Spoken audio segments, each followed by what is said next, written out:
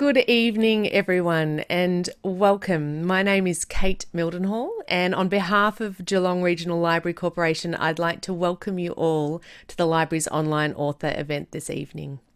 The Geelong Regional Library Corporation acknowledges the Wadawurrung and Eastern Maar original owners of the lands on which this library service operates. We pay our respects tonight to the Wadawurrung and Eastern Maar elders, past, present, and future. We acknowledge and celebrate First Nations people of this land as the custodians of learning, of literacy, of knowledge and story. And Jane and I are both joining you tonight from Melbourne. I'm on the lands of the Wurundjeri people of the Kulin Nation here. A couple of housekeeping reminders just before we kick off with all of you here tonight, one of the largest, I think, Zoom event since these virtual events have begun. You can participate tonight. In fact, we're asking you to participate. So you can see that you've got a Q&A spot on your screen. If you are on an iPhone or an iPad, you may have to touch the screen to see that. And you can send us questions in that Q&A space and we'll get to them hopefully in the course of our discussion.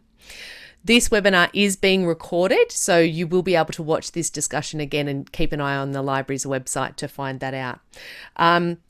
Before we begin, and before I introduce you to our guest of honour, a little bit about myself. I'm a writer too. My name is Kate Mildenhall, as I said. I'm also a podcaster, and my second book is out in the world. It's called The Mother Fault, and that's just come out as well. So Jane and I have got the delight of being able to chat a few times in this book promo stage.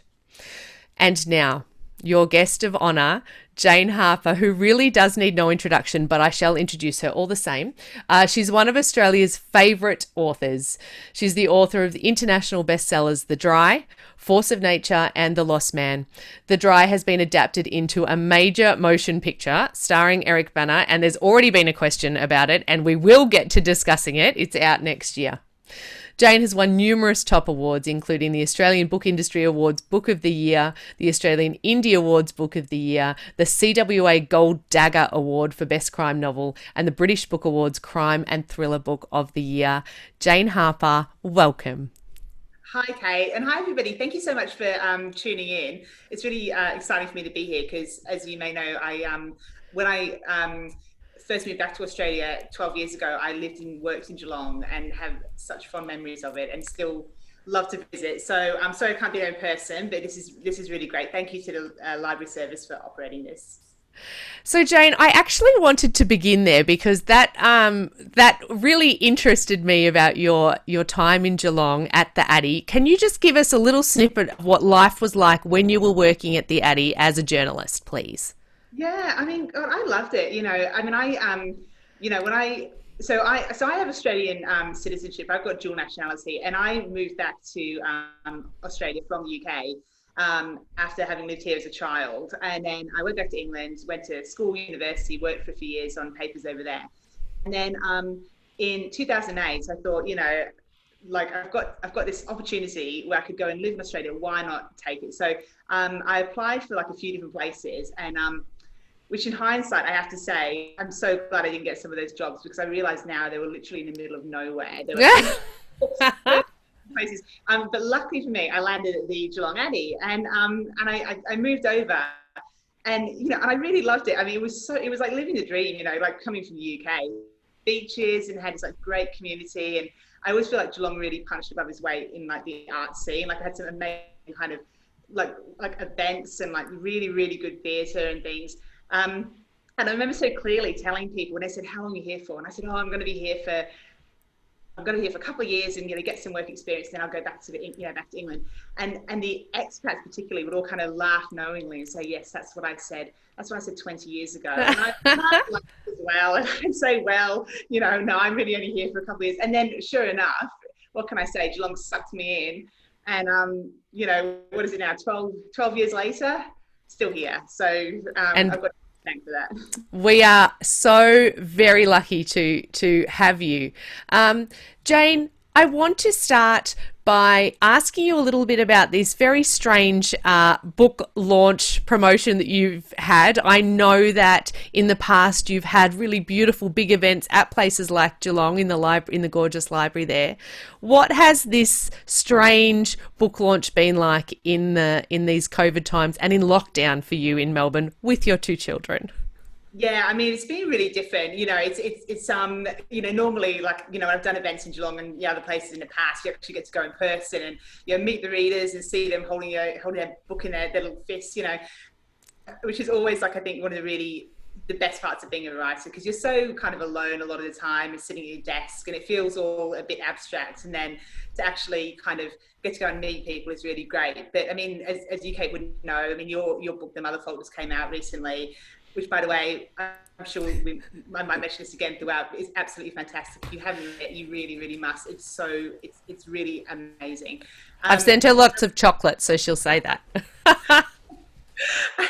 And honestly, and I loved it, and I've been to a few of your online events as well, and I think you'll agree it's really different, but at the same time, I think we're really lucky that things like the libraries and the booksellers have been willing to do things like this and still give us the opportunity to talk to readers and talk to all you guys tonight when we can't be there in person. So thank you to everybody who's kind of all made it happen, I guess. Absolutely. And bonus, even if you're getting dressed up on top, you can still have your Ugg boots on, as I'm sure many of you out there do, which is just an utter bonus of the whole thing.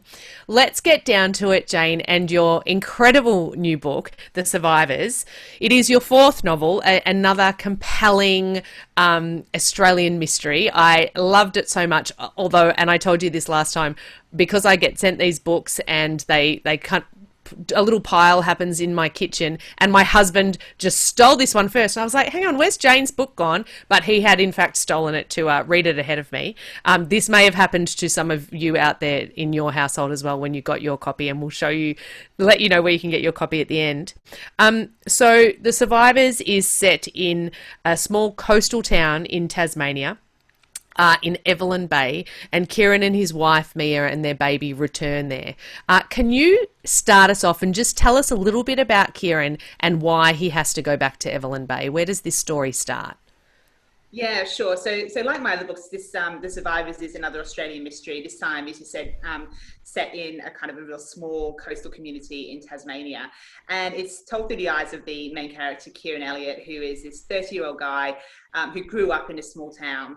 And some years earlier, he made a series of poor choices that led to a devastating incident for his family. And he has since moved away, had some success in really kind of moving on with his life and kind of dealing with, really a lot of guilt and grief.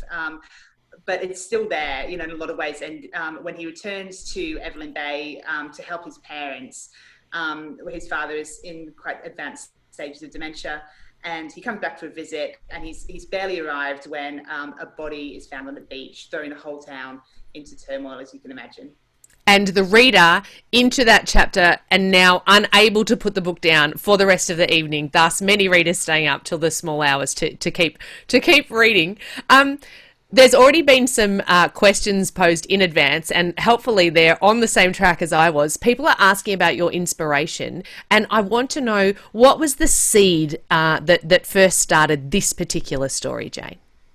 Yeah, so you know what, it's really interesting thinking about where the start of a story comes from, because one thing I would actually say to people who maybe are considering writing a book themselves is that, when you're looking for an idea for a book, it is literally just the seed. And often by the time I finish the book, the original idea is maybe not, it's actually quite divorced from maybe, the first sort of, kind of, I guess, that moment of inspiration, because it's so layered. You have to, you work it up so much, and so much else goes into it. It becomes almost a different animal, But for me, I think, it was very much, I had, a really sort of quite clear idea about this, a mystery set in this coastal town, and these people who are still working through events from several years earlier, that then it sort of revisits them in different forms, and I guess how people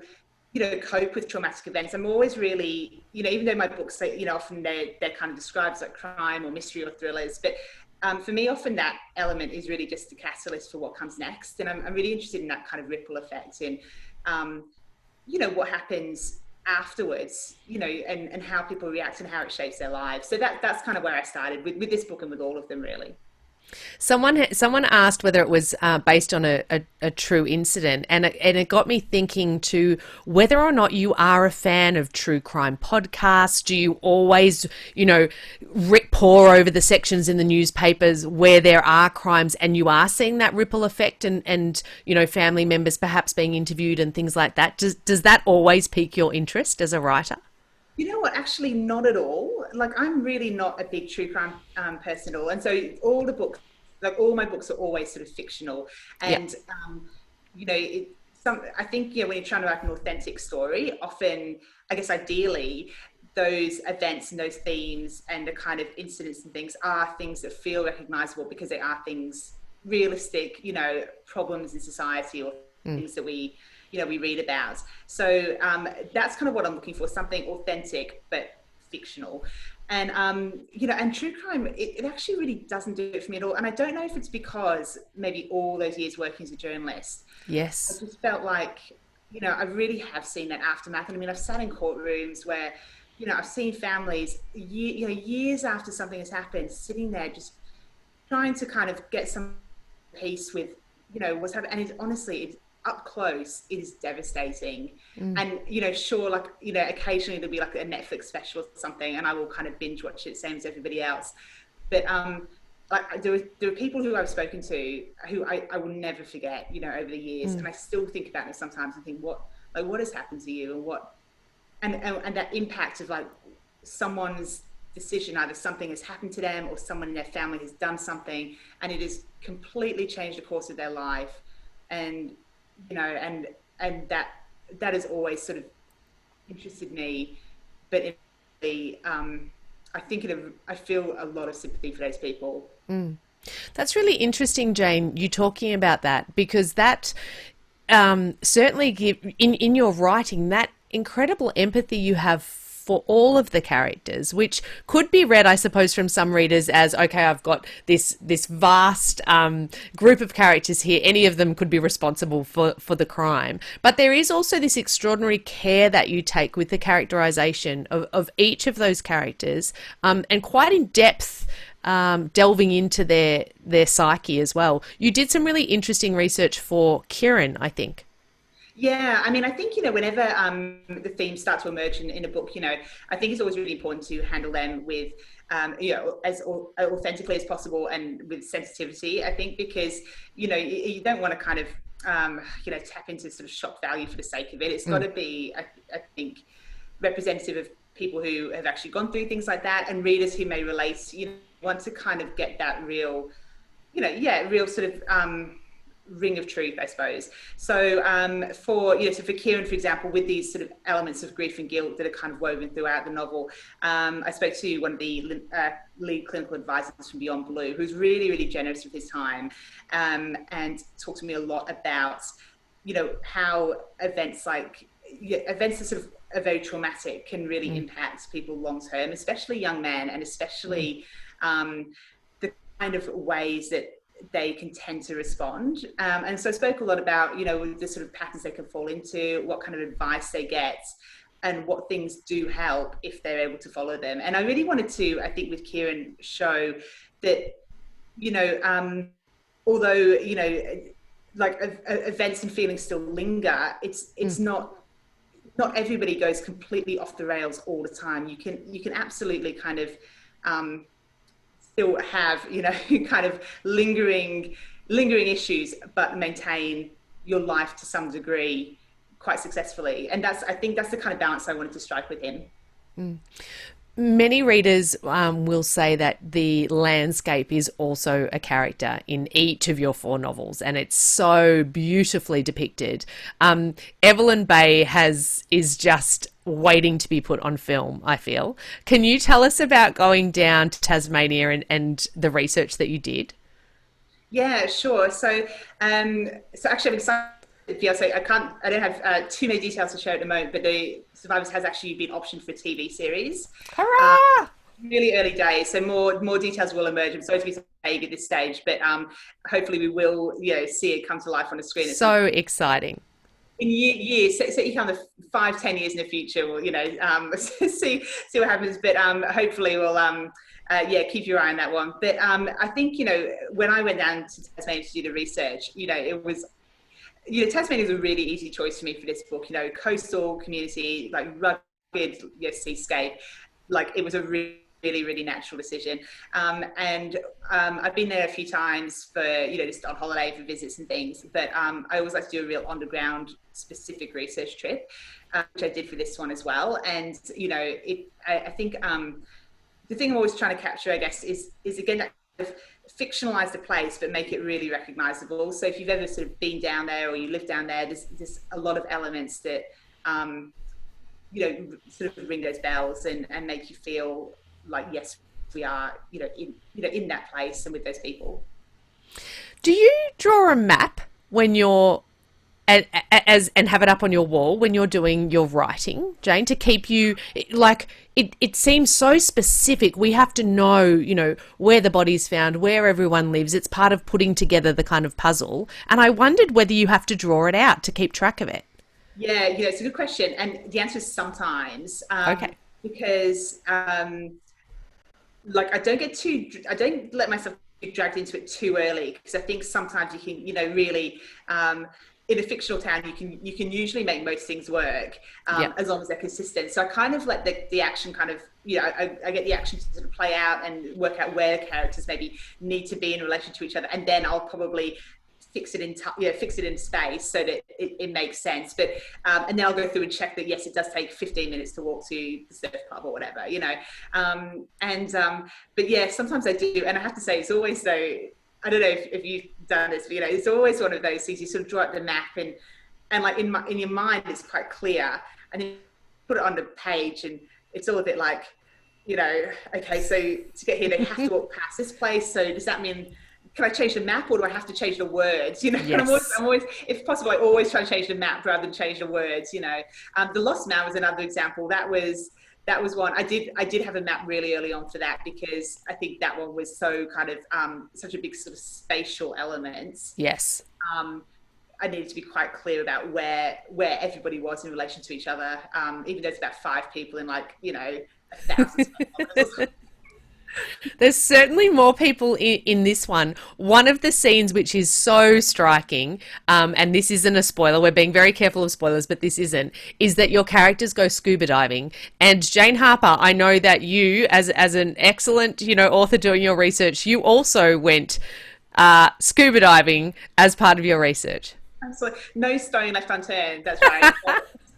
I think actually it's more because I don't know really anything about scuba diving, but I knew that the characters in the book would, because they live in this coastal town, and Tasmania has 1,000 shipwrecks. It's one of those its waters are littered with these kind of skeletal kind of graveyards of ships. So so that is quite a part of a lot of those sort of coastal, I guess, areas. Or maybe not a big part, but it's definitely a feature. And I thought that's a feature that's too good to ignore. I felt like the characters would have some experience of this. So I had to get some experience myself. So as part of my trip, I arranged to go scuba diving in this, Tasmanian waters. Just sounds freezing. It was freezing, and it was, it was February, to be fair, but it was still pretty cold, and and I learned so much from it. It's always worth doing those things, I think, because you learn. I know you went on a yacht, sailing, not a fun yacht, a hard, difficult, yes. a difficult yacht. And and I think it's always so worth it, because you get elements you really can never get from just talking to people. That kind of feel of I don't know, just the elements on your skin and things like that, which I think really help just give it that kind of extra depth, hopefully. They certainly do, and the depth also comes through. Certainly this time in the characters of Kieran and Mia, and the fact that they have a relatively new baby. And I couldn't help but think, Jane, as I was reading it, like I knew that you had a relatively new baby, and I couldn't help but read into these characters and the just the constant. It's not a huge part of the story, but it certainly is those key moments which as a parent I just so recognized. Sleeplessness, that constant kind of caring for the baby, the working out on the beach, where do I put the baby if I want to have a swim. How much of your own experience were you able to feed into that characterization? Yeah, I mean, I think a lot, as you said, I had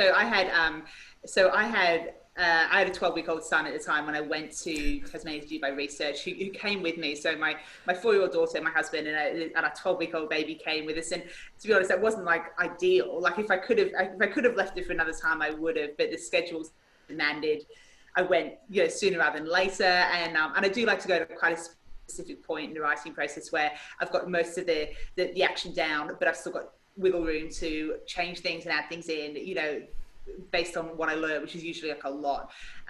So I had a baby with us, and and a lot of this, I guess, is the seeds like you're tramping across the set, the baby sort of balanced in a harness on your chest and things. It was sort of quite true to life. And it's interesting though, because you go through the editorial process, and I knew early on I wanted Kieran to have this baby daughter, because it's sort of it kind of, his life has moved on a lot since he was sort of a carefree teenager, and part of that is this sort of new fatherhood.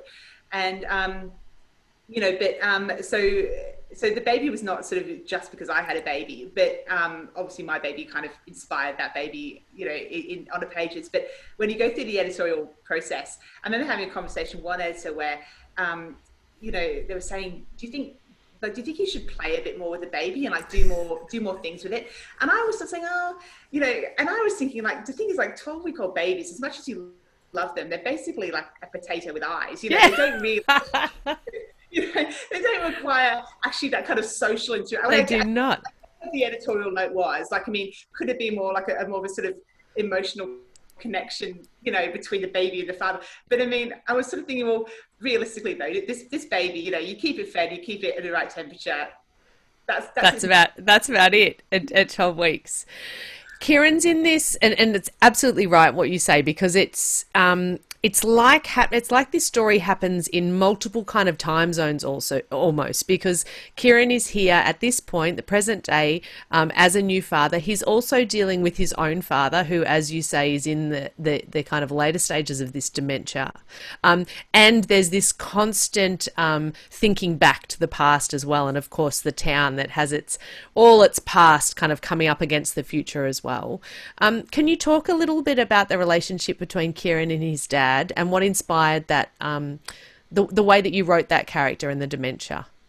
Yeah, so Kieran's father is relatively young actually, but has quite advanced dementia, and that is, I think, with all the characters, whenever I'm thinking about the characters and what they're going to be, you always want them to have a role and a purpose. They need to do quite heavy lifting in the book. So I adding in the element of Kieran's father having dementia is not just kind of a sympathetic kind of grab for something sort of to kind of add in just for the sake of it. I think with that particularly, what is important to Kieran about that is the fact that his father is really no longer with them. Even though he's physically still there.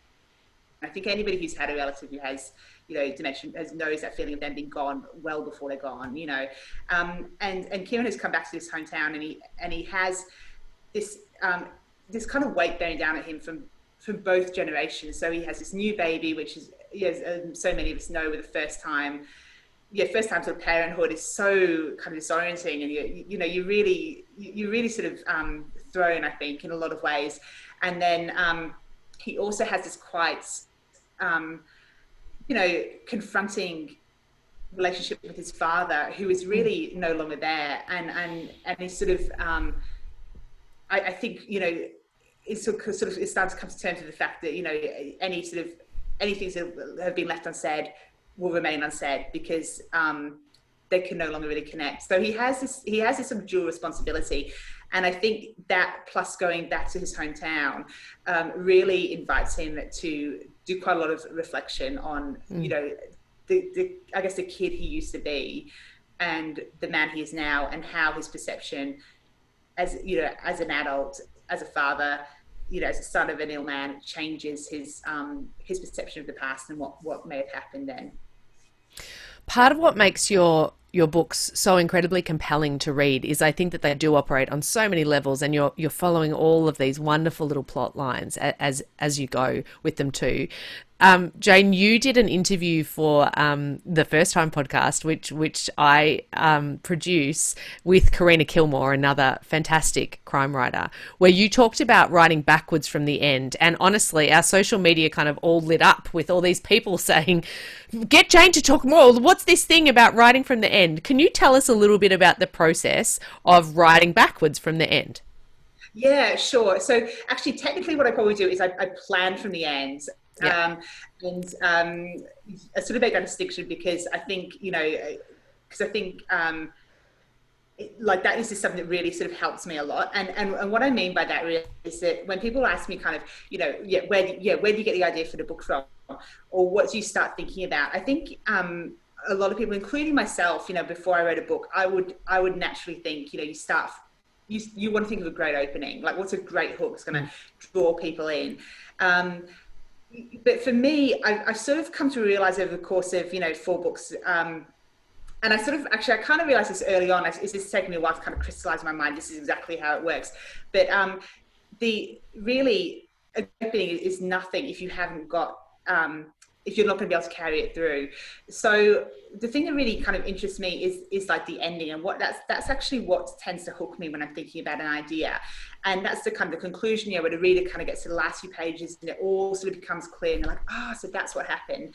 And the reason I'm thinking about that to start with is because for something kind of extreme to happen, you know, for someone to maybe commit violence against another person or betray them, or, you know, whatever kind of a conclusion you're coming to, certain events have to have been in place for reasonable people to behave in unreasonable ways. Because most of us, given the choice, would, you know, go to the police, get some legal help, you know, call someone, you know. So that's kind of where I'm starting. Like, what is it that maybe can drive someone to do something dreadful, you know, to another person?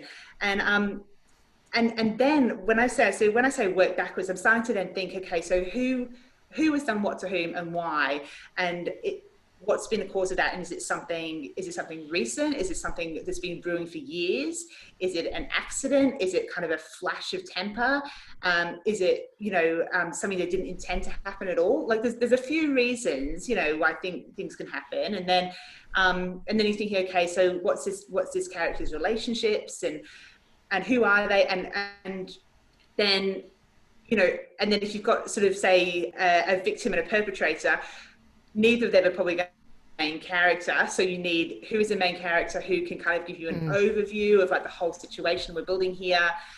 Who has, you know, who do they have around them? Who, you know, so that's how I'm sort of starting to build the characters, like who was doing what job in this novel, you know, red herrings, distractions, support crew, all that kind of thing. And then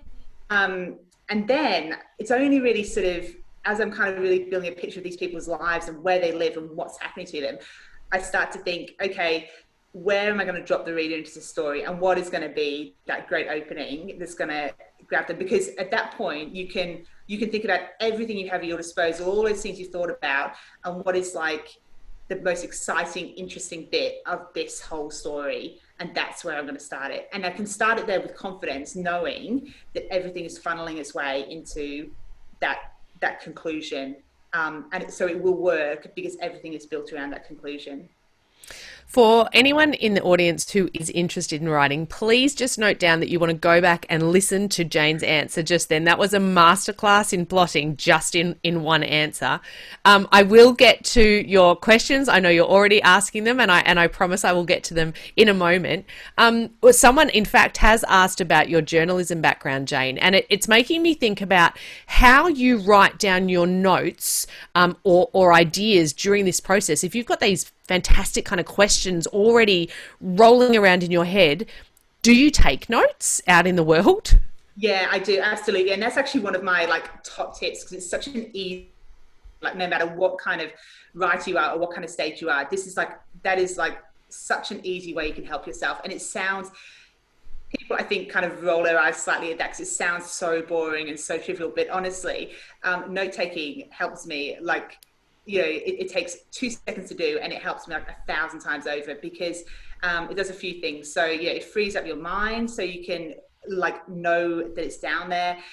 You'll be amazed by how much you forget. You think you'll remember these great ideas, but you won't. I don't think, try it and see what happens. But honestly, the number of times I go back to the notes and I think, my God, that was a good one. Thank you, past Jane. That will really help. And it actually, absolutely makes it into the book. And I'd completely forgotten I'd had it. And sometimes I even I think, I need to work out that bit. And I'll go back to the notes. I'm like, oh wait, I solved that bit. I remember I had that idea in the middle of the night, 2 weeks ago. And I do, it's really low tech. I mean, I do it on literally a notes app on my iPhone. I do that mainly all in one place. And also I can do it at night in the dark without having to turn the light on. Nice. And so, I think, there's no real there's no sort of technology, I don't think, that will write a book for you. It's just about finding something that works for you. So paper and pen, if that will work for you, or some other, just whatever is going to get you to kind of keep those notes in a place where you can go back and find them. On the phone or something is good as well, because you can search for it as well. You can search for keywords, so that kind of helps. But that's a really Top tip from Jane.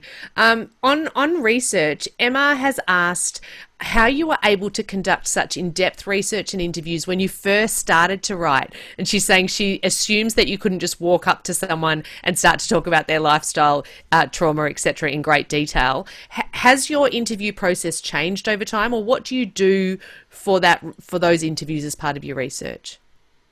Yeah, this was really eye-opening for me, because I was really used to, as a journalist, being able to just pick up the phone and ask people stuff, quite personal things often, or really plumb the depths of their knowledge, and so the benefit of being a journalist was that I was quite comfortable with that, and I knew sort of how to kind of get in touch with police or things, I knew media department numbers, things like that.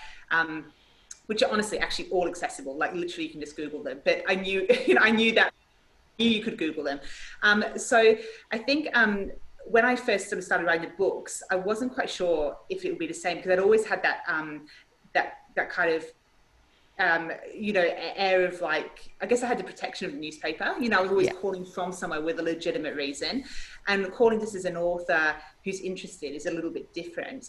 But do you know what? Honestly, it's been exactly the same.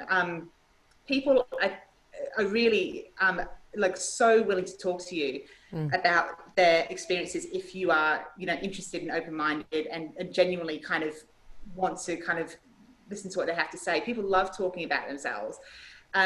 So I think if you're kind of researching your novel, don't be afraid to just say I'm a writer, I'm researching a novel, this is kind of what I to get from you. Do you have a few minutes? So I'll do exactly what I did with the journalist. I'll identify who I need to speak to.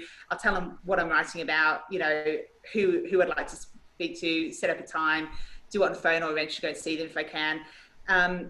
It's actually, people are very open. And I found that even back when this is back in the days of the Dry, when nobody knew, what I was writing about. It's a bit, sometimes now people have kind of heard of the books, but by and large, often they haven't, or they don't put two and two together, and they will still open doors for you.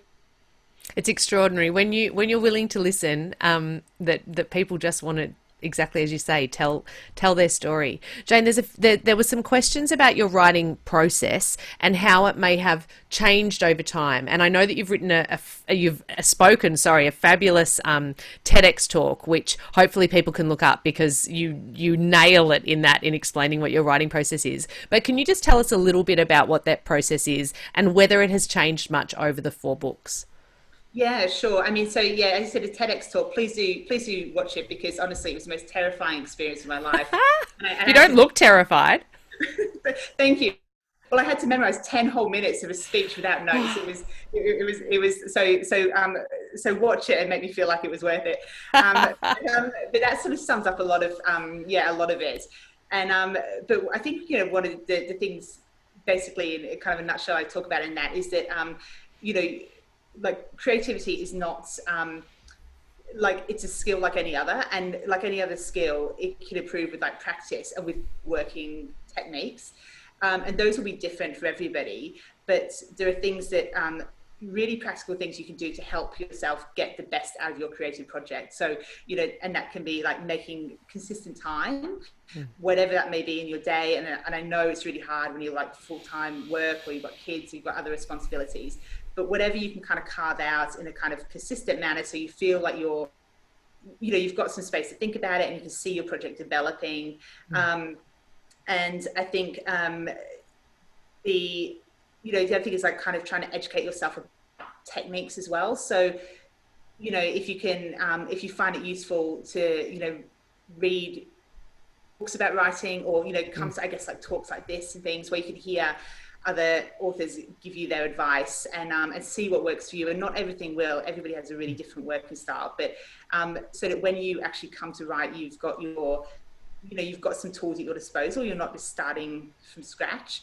And the other thing as well is, like I've mentioned, I mean, I plan really heavily, and I know a lot of authors don't. And a lot of authors, I think, feel that it's creativity. But for me, it's completely the opposite, because writing is like, it's like keeping like 20 balls in the air, like juggling all these things you've got to do. And if you can separate them out, so you can just tackle like 1 or 2 things at a time and do them well, it's so much easier. You don't have to do all 20 at once. So for me, like planning, like if I kind of get the plot in place, and then I think a bit about the characters, and then I flesh out the characters, then I think about, where the chapters are going to lie. And then I think about like how I'm going to start and end the chapters. And then I think how I'm going to start this whole book, and you take it one step at a time. Like you don't have to sit down and write a whole book in one go and expect it to be perfect.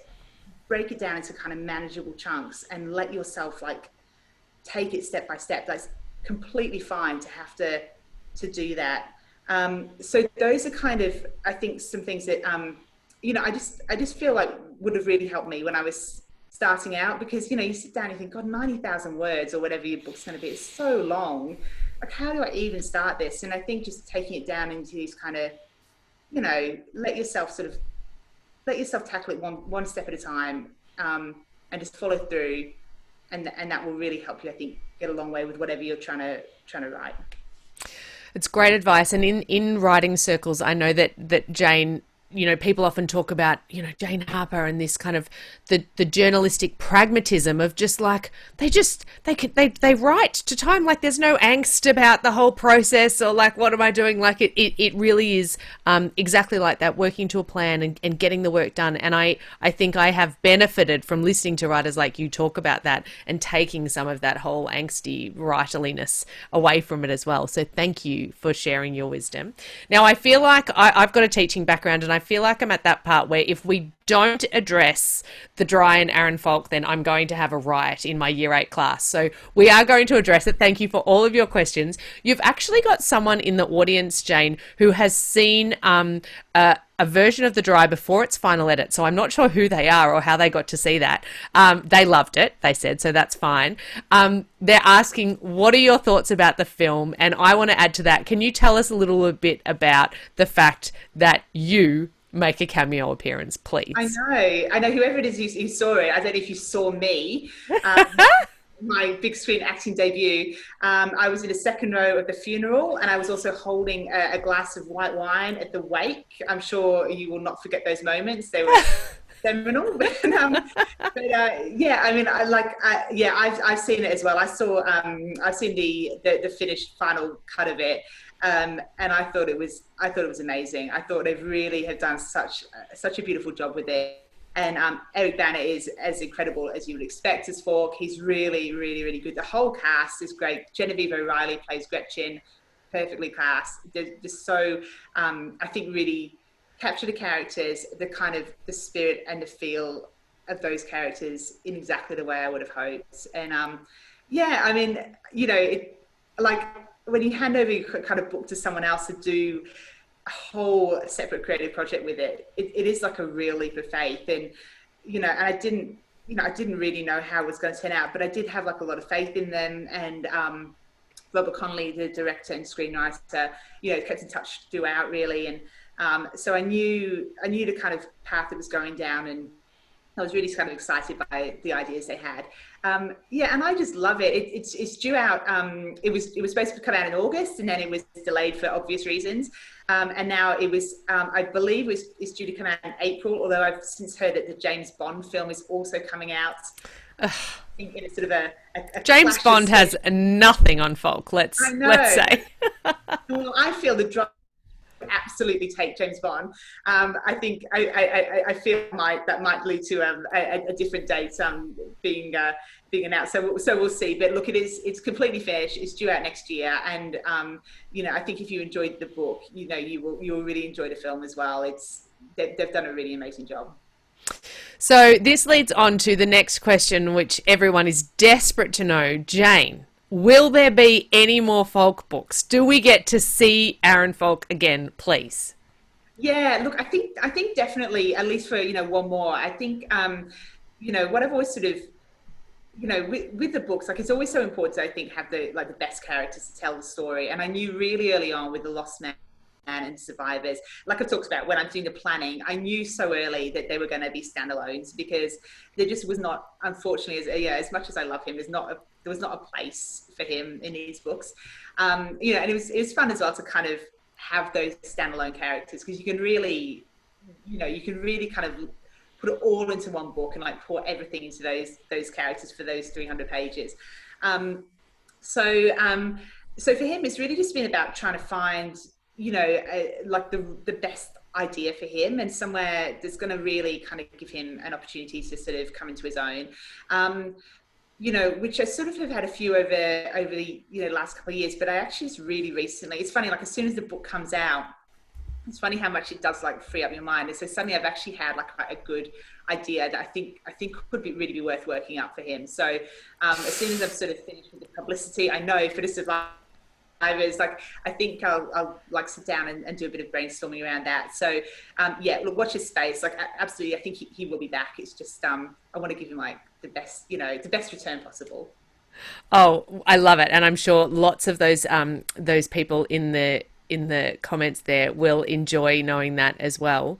Jane, one of the questions here is, what do you read? And someone's asking if you enjoy the classics, but what are you reading? And this leads on to someone else. Evie has said, what book have you read lately that you couldn't put down? Do you still find time to read for fun? So tell us about Jane Harper's reading habits, please. Yeah, I do. Look, I mean, I love reading, and I always I do find it very relaxing. So I always do try and make time for it. And I have to say, look, this is going to sound, Kate is sitting right here.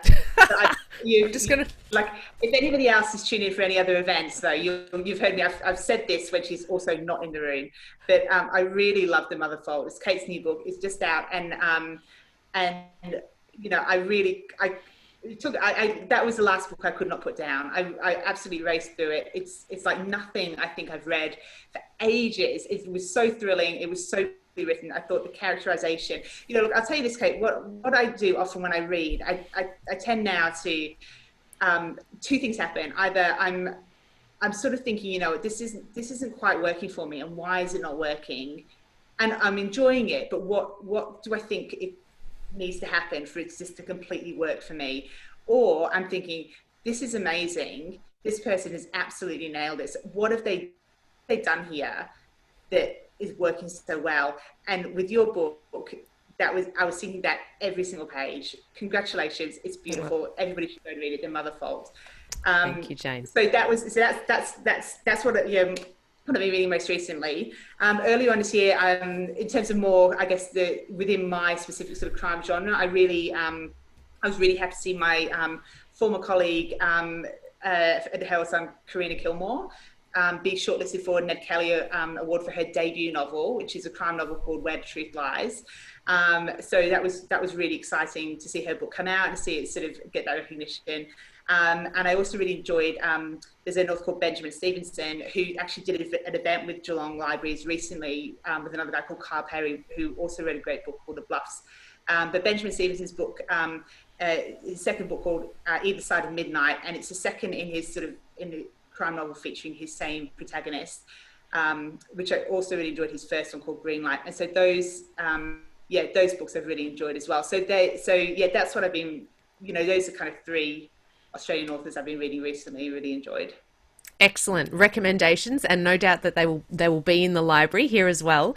Tash McCowan and another attendee have both asked, what happens if you get new novel ideas when you're already in the writing process for another one? Like, do you store them up, or are you constantly being inspired? What do you do with those new ideas if they don't come at the right time? You know what? It actually never really happens. Like I don't have like that many ideas. Certainly not kind of simultaneously. That's another thing I think I really want like aspiring authors to know. It's not like, I think you sort of, waiting for kind of a lightning strike of inspiration.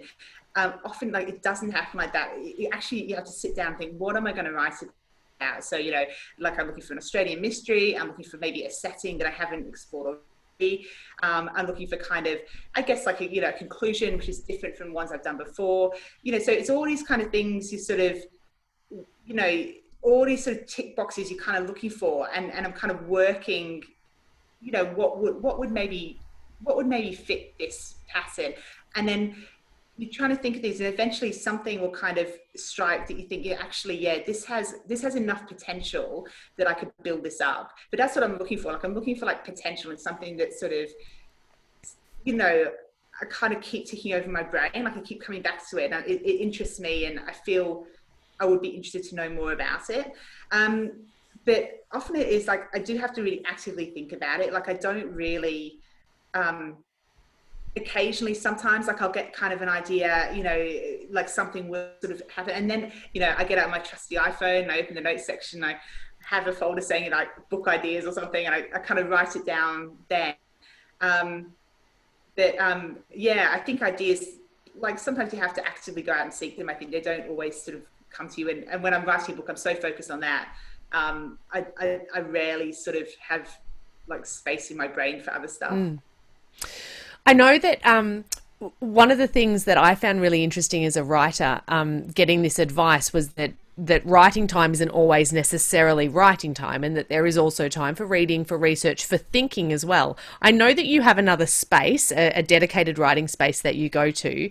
Do you ever actively kind of make space just for being in there and knowing that today is a thinking day, or today is just a, sketching things out day, or a day where you don't actually put any words into a document? Yeah, like all the time. Like, I mean, I try and do, I have like a separate office, which is like about 15 minutes walk from my house, and it's just above a cafe in the kind of a little office complex. And I would try and do all my work there if I can, like I kind of go, and I mean, I would spend months there, like before I kind of start actually writing the book on the computer.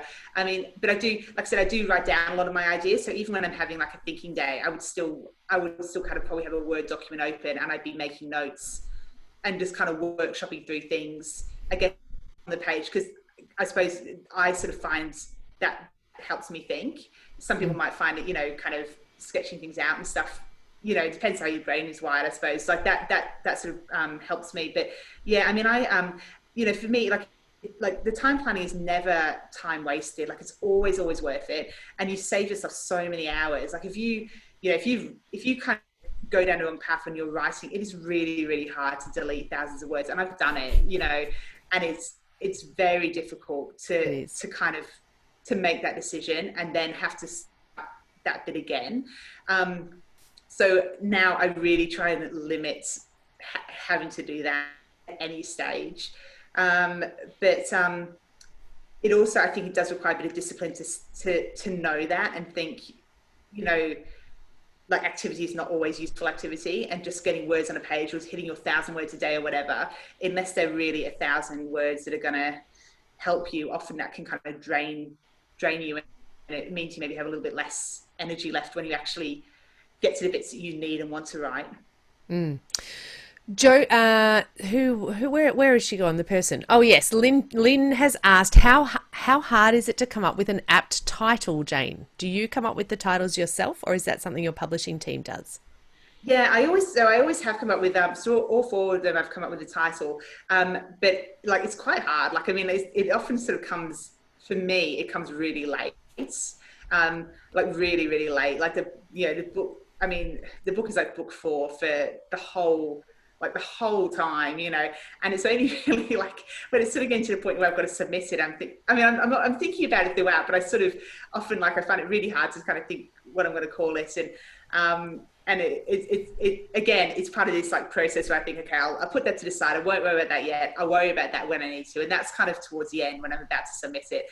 And I just try and think of, I guess, something that I feel kind of I feel sort of sums up the book really, and hopefully sort of has, you know, I guess ideally like I mean, double meanings isn't quite right, but I suppose like has, you know, is more of a, I suppose, a theme than just a single kind of title, I suppose. They're all wonderfully evocative. The gorgeous Mira has from Elephant Bookshop has asked, Jane, does the fact that you are now the queen of crime writing make you a bit nervous about how your next book will be received? Thank you. Hi, Mira. I think, you know, look, you know, it is like a different process, I think, every time writing a book, but I think every author feels that, you know, like you pour so much of your kind of heart and soul and time and energy into a book. Whatever stage you're at in your writing career, it's always a big moment for it to go out. I think, you know, if anything, the more books that I have, in a lot of ways, it becomes easier. It sort of, in one way, I kind of feel more comfortable with my writing process and things. So I know that I can kind of get to the like real heart of what I need to do fast. I'm not having to kind of learn how to write a book every time. I'm kind of learning from it, you know, so I get the benefit. And I think as well, now having four books, it really allows me to look at it more as like a body of work. So, you know, different books will always appeal to different people depending on, you know, readers always bring themselves to the books, you know, so there's different things that will appeal more or less to different people. But, you know, do I feel like every book kind of contributes to, you know, the kind of author I want to be and the sort of relationship I want to have with readers? And, you know, do I feel confident that the next book will fit into that overall picture? And, you know, yeah, I feel I can write another book that fits into that picture. And I think that's like, that helps me to, you know, look at it in a sort of a real broad sense rather than too much pressure on any one individual, you know, piece of work. I think that you said before, Jane, that, you know, watch this space. There may be a new Aaron Falk coming, but you also, I remember saying, you saying to me that you definitely don't start the new book until you're done with all of the publicity and you've done with this kind of roller coaster ride. Is that right? Yeah, and actually, I mean, it sort of ties in with what we were mentioning earlier in terms of when the ideas come, and often sometimes they do come. It's weird because it's actually this idea, you know, this idea around folk that I was just mentioning. I've sort of had it kind of ticking over in the background for like probably a little while, but it wasn't quite right and it didn't quite work. And then I think the more I just sort of let it kind of, it's like a hamster wheel, you know, and then something will kind of lodge, and it's always like. I don't know. Yeah, it's literally. I mean, it's literally like sort of a piece in a jigsaw. And I'm sorry to crap cliche, like, but you know, it's sort of it's like that where you sort of something comes in, you can kind of see a little bit more of the picture, and it helps other avenues. And I guess those are the ideas I'm sort of looking for. So you sort of you're sort of testing things out. Like, does this fit? Does this fit? Does this fit? And then you find something like, actually, that fits. And not only does that fit, but that gives me an idea for the next bit. So now, does this fit? Does this fit? Does this fit? And I'm sort of just, you know, ticking that over, and then eventually enough pieces fit, you think, actually, you know what, yeah, I can see this now. And that's the kind of stage I sort of feel like I've got to, really. Cal Montano has asked a wonderful question. Jane, how do you celebrate writing milestones? The plan being complete-ish, the draft complete, the first copy in your hands. How do you celebrate those moments? Oh, you know, that's such a good question, actually. And the answer is probably honestly not enough, I think. Um, I think sometimes, like, you know, so many kind of milestones tend to slip by, I think, because there always feels like there's another milestone to hit. You know, there's often like a bit of a sense of relief. You know, you're handing the draft, or you're handing the sort of the copy edit or whatever, and it is like a real kind of like the closest I can kind of liken it to is when, I don't know, if I cast my mind back many years, but like being, say, at, you know, school or university, and like, you know, when you finish your exams, and all that weight of like studying and everything kind of is lifted, and you're suddenly like, my God, I've got all this free time. Like, what do I do with myself? I don't even know, like, how do I fill my day? And it's that's like a real, like, that's the feeling I get with it. And often I just sort of, I think I just mark it by kind of doing nothing and just enjoying kind of like going to the office and think about it. But, you know, I think it's a really good point, and it's actually something, because I think all authors really, you know, you're often working alone, often like the rewards of your book are quite uncertain, and I think it is really important to, you know, we should really mark those milestones as they happen.